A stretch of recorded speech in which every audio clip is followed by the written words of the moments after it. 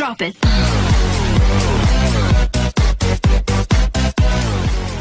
Komitmen dapat diartikan sebagai individu kelompok dalam janji atau komit dalam perbuatan. Sedangkan mutu adalah suatu standar kelayakan dengan ciri-ciri atau sifat.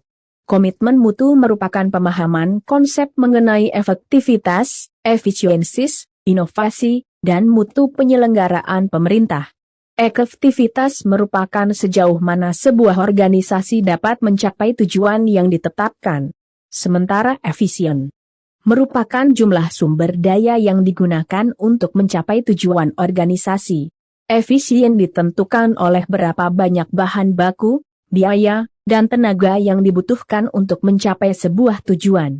Dari kedua definisi tersebut, dapat disimpulkan bahwa karakteristik utama yang dijadikan dasar untuk mengukur tingkat efektivitas adalah ketercapaian target yang telah direncanakan, baik dilihat dari capaian jumlah maupun mutu hasil kerja, sehingga dapat memberikan kepuasan, sedangkan tingkat efisiensis diukur dari penghematan biaya, tenaga, dan pikiran dalam menyelesaikan kegiatan.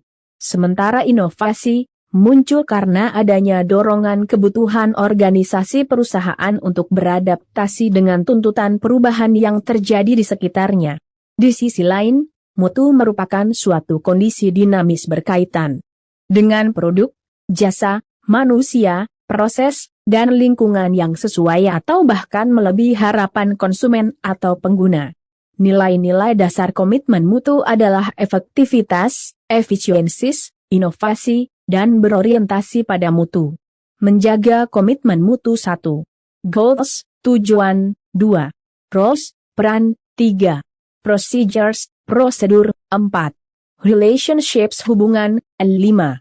Leadership, kepemimpinan. Nilai dasar orientasi mutu 1. Komitmen pada kepuasan customers 2. Cepat, tepat, ramah 3. Melayani dengan hati 4.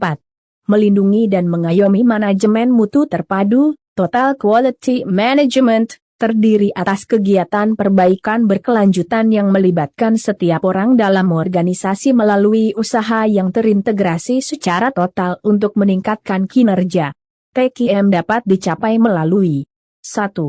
Berfokus pada pelanggan 2. Obsesi pada mutu 3. Pendekatan ilmiah 4. Komitmen jangka panjang 5.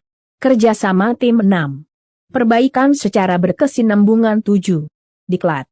Pendekatan inovasi barang dan jasa adalah cara utama di mana suatu organisasi beradaptasi terhadap perubahan-perubahan di pasar, teknologi dan persaingan. Inovasi muncul untuk menghadapi tantangan manajemen di masa sulit. Inovasi lahir cepat ketika organisasi berada dalam kondisi stagnan dan sulit untuk berkembang, dapat diwujudkan dalam bentuk produk, layanan, metode kerja, sumber daya. Cara berinovasi 1. Penemuan, yaitu dengan cara mengkreasikan suatu produk, jasa atau proses yang belum pernah dilakukan sebelumnya. 2. Pengembangan, yaitu dengan cara mengembangkan produk, jasa atau proses yang sudah ada. 3. Duplikasi, yaitu dengan cara menirukan suatu produk, jasa atau proses yang sudah ada. Duplikasi di sini bukan semata-mata meniru, melainkan menambah seutuhnya secara kreatif untuk memperbaiki konsep agar lebih mampu memenangkan persaingan. 4. Dengan cara sintesis, yaitu dengan cara perpaduan konsep dan faktor-faktor yang sudah ada menjadi formulasi baru.